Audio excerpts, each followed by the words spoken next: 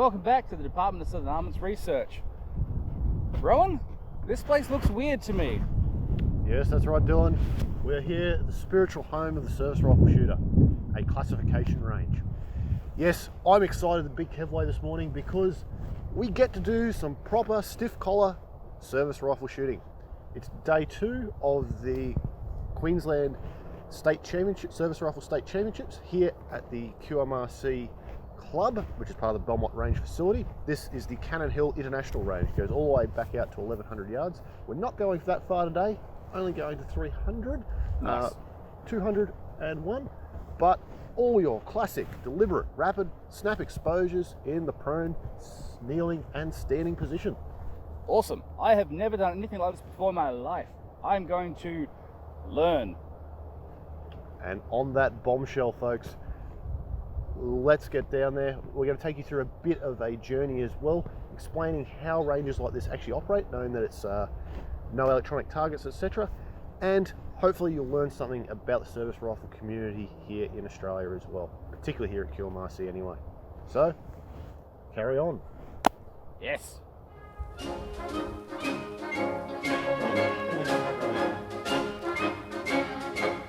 Okay, ladies and gentlemen.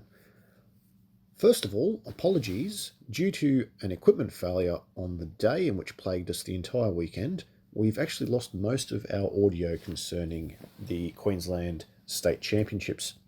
However, in this particular match, what we've got in its place is some lovely voiceover work by myself of the 5 matches that made up day 1 of the Queensland State Service Rifle Championships held at QMRC. So, sit back, relax, we'll take you through the formats, and maybe you might learn something about historic service rifle shooting. Well, hello there. First up is the 300-yard deliberate. This shoot was conducted on a figure B target, figure B target being effectively a figure 12, half man, head and shoulders, on a 4-foot witness screen. Scoring areas are V-bull, 5, a 4-ring, 3 and a 2, which are circular. The 4 and the 5 ring itself are actually elliptical under the Australian scoring system due to some changes to Australian targetry in the early 90s, commensurate with the introduction of the F88 rifle type. That, of course, carried over into the service rifle community and is reflected in the targetry you'll see throughout the rest of this shoot today. So, first up with the 300 deliberate is 2 sighting rounds, which is repeated at every distance and every position. You'll note no magazines fitted for sighters. Dylan and I both had 3 magazines. However, as we had 3 serials to conduct at 300 metres, sighters we chose to do without the assistance of a magazine. Prone supported and with slings fitted. Targets come up on the frames, obviously settling down the sight. This is all fairly standard, very similar to what you see bloke doing over in Switzerland. Noting there, just dropping my empty cases back into my brass bag because I actually reload. As you can see, Dylan now, we alternate shots just to make the deliberate a little bit more interesting rather than seeing 12 rounds from each as we went down. Making use of the Tikka's very large ejection port opening, which is a design feature, able to fit his thumb in there quite easily with a single load.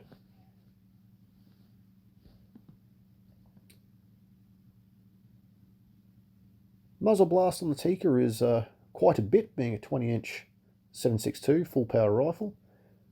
My hand loads are pretty well right up on maximum spec, so quite a bit of blast. You'll see bits of grass and everything flying up around the place. Most people are quite annoyed when they have to sit beside me on the firing line, but that's okay, we still end up beating them normally anyway. So second sighting round now. Each time the shot is fired, from the butts the target is pulled, a marker disc is placed in it, and a wand is waved over the respective scoring number. We have some additional footage of what happens in the butts coming up a little bit later on. See Dylan now fitting his magazine ready for the deliberate component. 10 rounds for a maximum score of 50 points.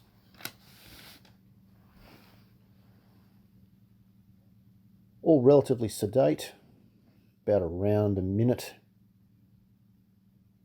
Slow fire. Dylan was using the Hornady steel match ammunition, which proved itself not only affordable, but actually amazingly consistent out of the Tikka throughout the weekend. In terms of performance, although it might be a little bit down on velocity, it had just as much muzzle blast. However, accuracy-wise, it was certainly keeping pace with my hand loads. Now you note over my shoulder there's a couple of gents standing around on the mound. They're actually scorers. So you'll see a set of optics in front of the gentleman in the blue shirt, which he's using to observe the target, effectively the fall of shot of the person he's spotting for in order to record their scores. For rapid serials, the scores are brought up at the end of the serial on what's referred to as a Bebo board. Back over to Dylan now. You'll see he's actually got his hand right back on the magazine. Now that's not quite ideal, as you can induce quite a bit of leverage onto the gun, not quite as stable. Whereas you note my forehand or my left hand is right up on the checker on the forehand. Note the sling, quite effective in keeping the relatively short-barreled Tikka C19 back down on target with the recoil.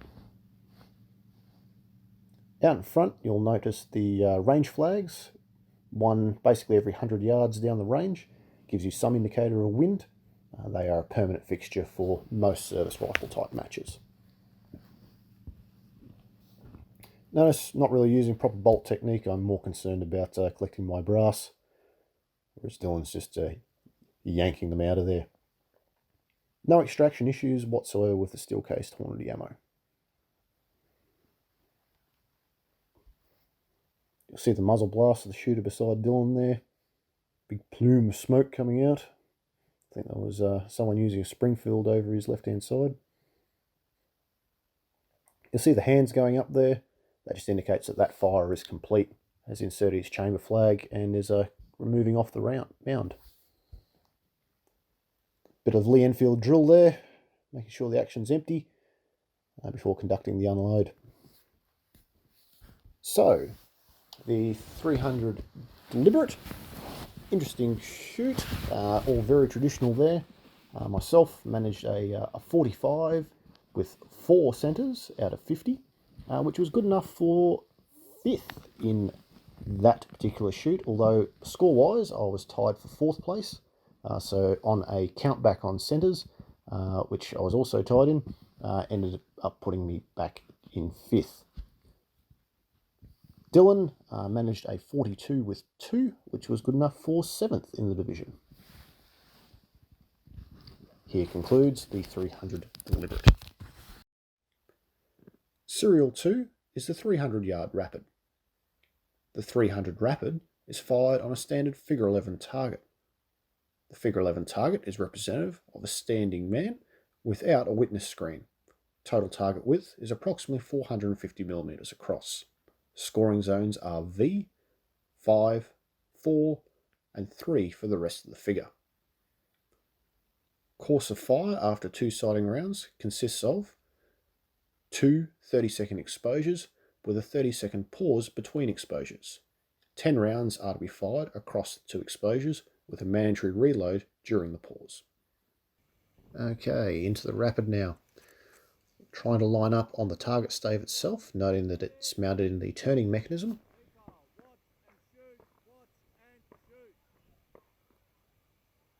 And about now the targets have come around, taking up that trigger pressure of the first stage, and into it. Each time, take up the pre-travel, pause on the wall, align the sight picture, that front blade, and then release the shot. Front sight, target, front sight, break. Front sight, target, front sight, break. The lovely smooth action of the Tikka makes getting into a rhythm very, very easy. Now note, during this mandatory reload period, I've actually removed the magazine. That is a requirement of the match. Lee Enfield's no requirement to. However, you'd have to use a stripper clip. Long pause for 30 seconds. Main aspect here is trying to keep the blood oxygenated so the shakes don't get too bad. Just trying to stay comfortable and stable there. Just wiggling the hips around onto the target stave, which is still visible, knowing the target is faced away for this period. You can actually just hear my breathing, and we're back into it. Bit of a snatch there on shot 2 in the second break. Didn't pause on the wall too well.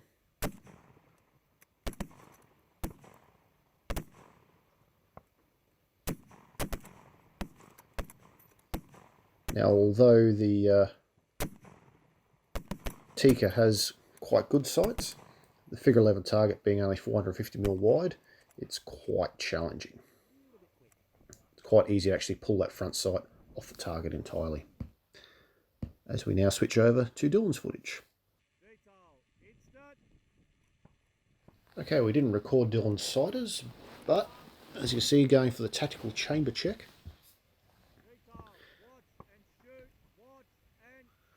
You'll see that Dylan's using a very weird sling. Well, it's not really a sling setup, it's just not being used correctly. As a result, he hasn't got a lot of tension on there, and as a result, under recoil, he's getting a lot more movement than what he should be. You also note that he's got the stock quite low in his shoulder. He hasn't got any of the spacer pads in at this early stage. This was his first outing with the rifle itself. This one is his own rifle. He has now added an additional stock spacer to help with this issue. As we come to the mandatory reload, he realised he was 1 round short on the previous exposure, and unfortunately I gave him the coaching advice of more speed. This Dylan did in spades.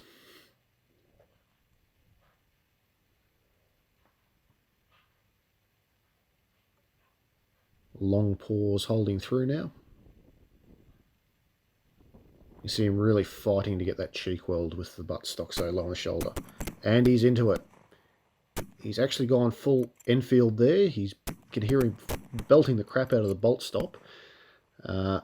As a result, he's also slapping through the trigger and not pausing on that second stage too well. To his credit though, even though he runs the gun dry, notice on that dry fire, the barrel did not move a millimetre. So well done, Dylan, in that regard. Results from the 300 Rapid. Myself, I managed a score of 40 with 2 out of the possible 50. This placed me in 5th for Standard Division. Dylan managed 37 with 3 centres, which put him in 8th place for Standard Division. All in all, not a bad showing, with 1 round off target. Serial 3 is the 300 snap. The 300 snap is also fired in the prone position, however, we'll be utilising a figure 12 target. The snap consists of 10 exposures of 3 seconds, with a 5 to 10 second interval between exposures. There will be a 30-second exposure between exposures 5 and 6 to allow for mandatory reload. The figure 12 target is the same aiming mark as the figure B utilised in the deliberate, however is missing the 4-foot witness screen, effectively a head and shoulders floating on a stick out of the butts. Scoring is as per the figure 11, with V, 5 and 4 in the scoring rings, with 3 being the score for anywhere else on the figure. With sights complete, it's into the snap.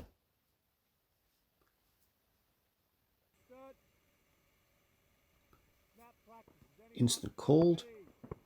Final test and adjust. And watch and shoot called. And that is a massive trigger slap out on the first round. As notice on the second shot now, actually taking my time finding the wall, holding the trigger pressure at that wall, waiting for the target to reappear before making the clean break. Notice I'm keeping on target, on aim at all times. Just like the rapid flashing of the target, front sight, trigger pressure.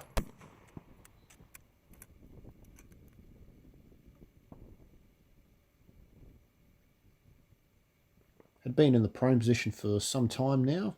Fatigue's starting to become an issue. The elbow pads are certainly a warranted addition.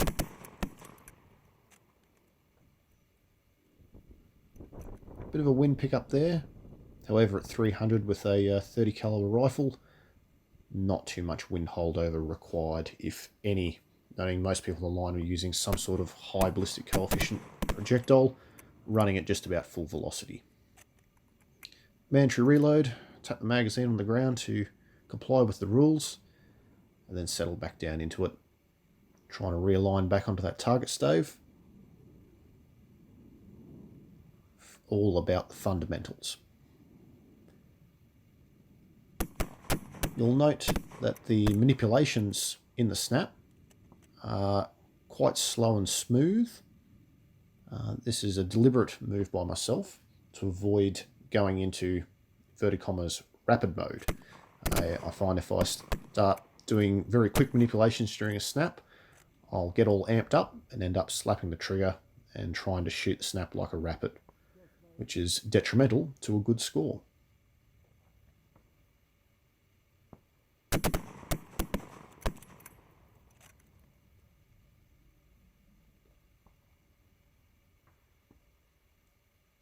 Checkering on the Tikka, once again right where it needs to be.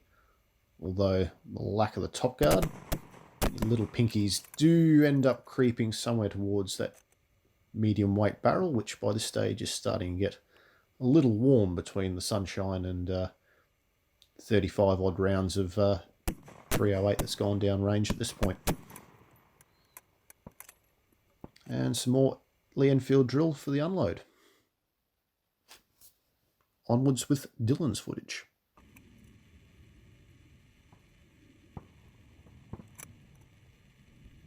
Okay, Dylan's snap. Having learnt the importance of the sling, we now have 2 twists in the sling, trying to provide himself some better control. You'll also note that he's got his grip of his support hand wrapped around that magazine, which is not ideal. It doesn't maximise grip and therefore friction on the gun itself.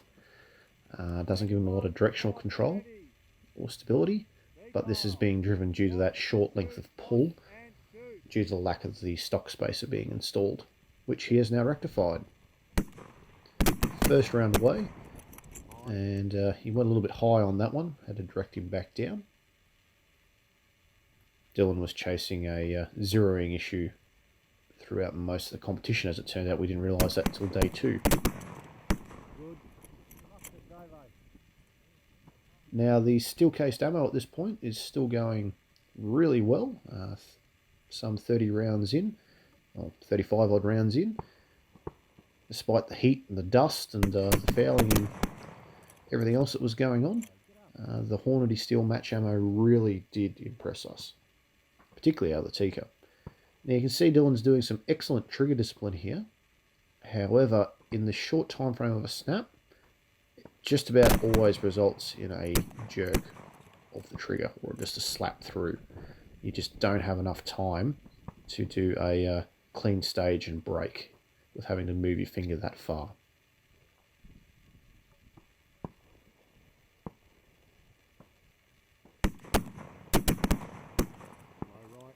Now, as we come up on the compulsory reload, Dylan seems to forget it. But that's okay, because at this point, the camera suffered a catastrophic overheating failure. Here concludes Dylan's snap. 300 snap results. I put together a score of 37 with 1. Not particularly brilliant, but not particularly bad either, which was good enough for 6th place. Well, 6th place tied with 3 other people with the same score and center count, which was quite an exciting position to be in. 1v, no 5s, 5 4s, and 4 3s, which means I unfortunately pulled one off target. I don't tend to shoot a lot of 4s with the Tikka for some reason, yet I put together quite a lot in that particular match. Dylan, as seen with some of his technique, unfortunately had a bit of a shocker in the 300 snap and managed to pull quite a number of rounds off target. But he still managed 12th in standard class, so well done to him. Our second last serial is the 200 Rapid.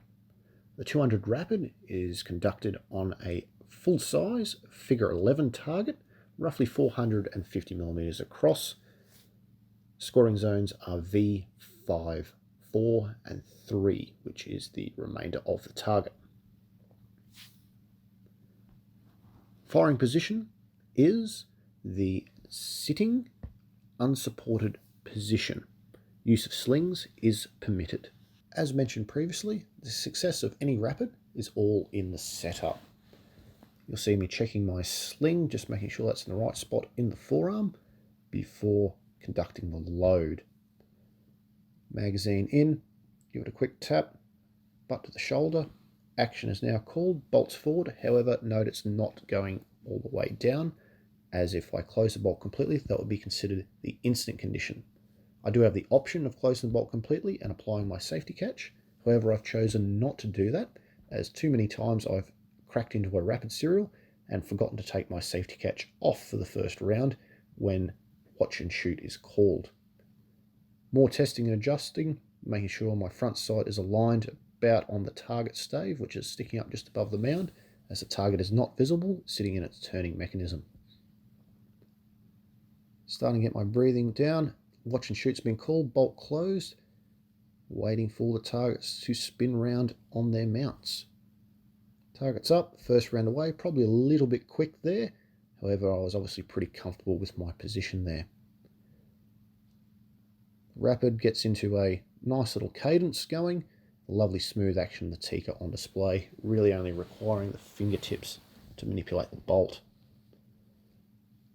You'll also note that at round number 5, I take a pause. The targets are still visible.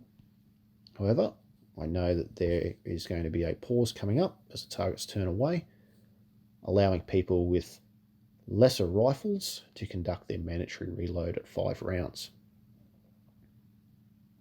It's quite a long pause, probably a little bit too long if you've got stripper clips. If you're trying to thumb loose rounds in, you've probably got enough time. If you're doing that, maybe reconsider your rifle choices. The biggest thing in the pause such as this is just keeping the breathing going, staying on aim, keep the oxygen coming in and out to allow your blood to circulate and not get too much in case the shakes up. Target's back on and first round away.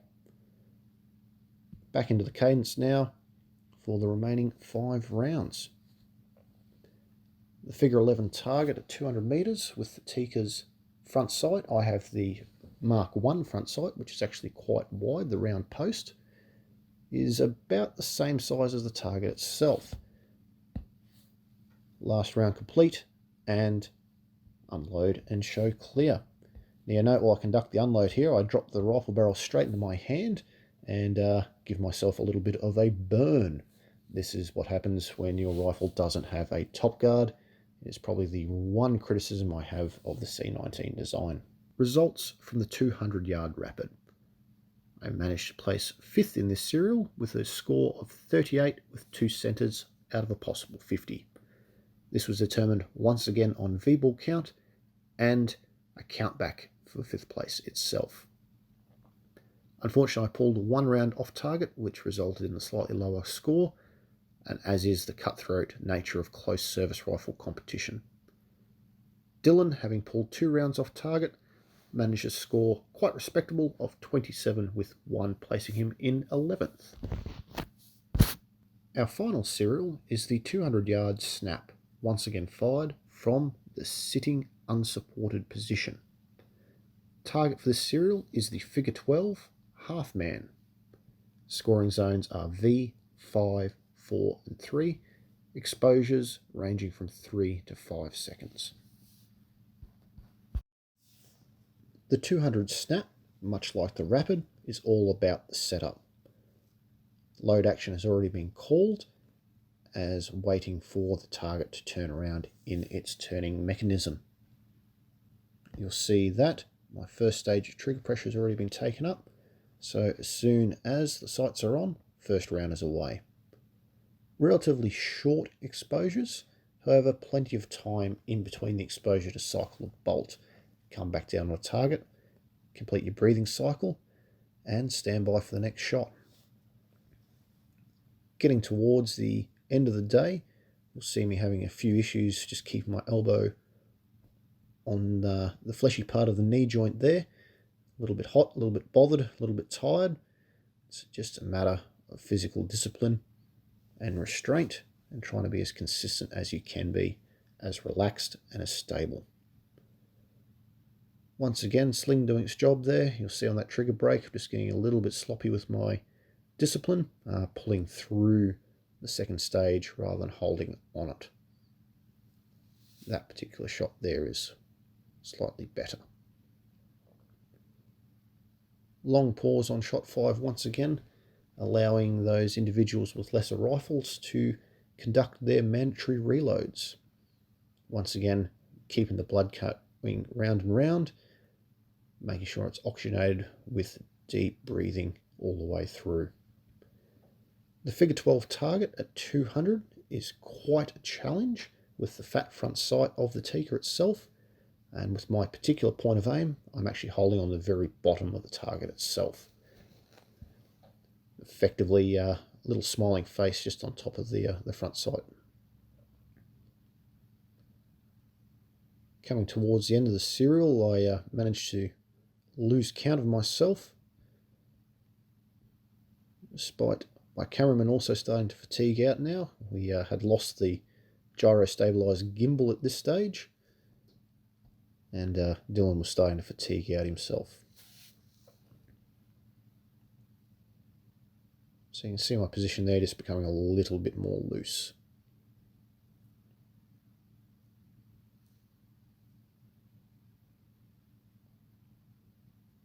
Now this is where I think I'm completed. Turns out I'm not. I've just been short chucking the bolt. Thus always double check and count your rounds.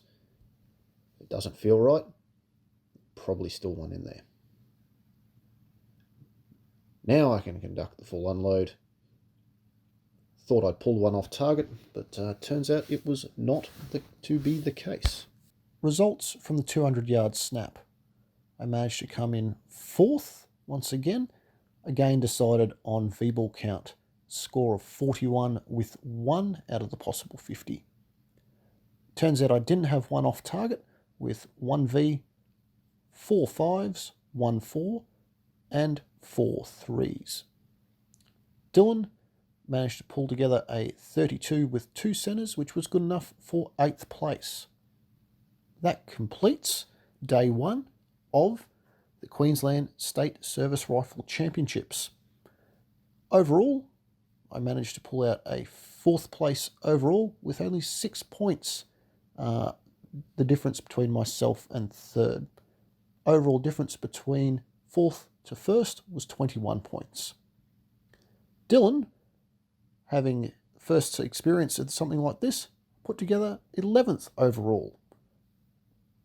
All in all, a great day had by all, and plenty more from the Queensland State Championships coming your way shortly at the Department of Southern Armament Research.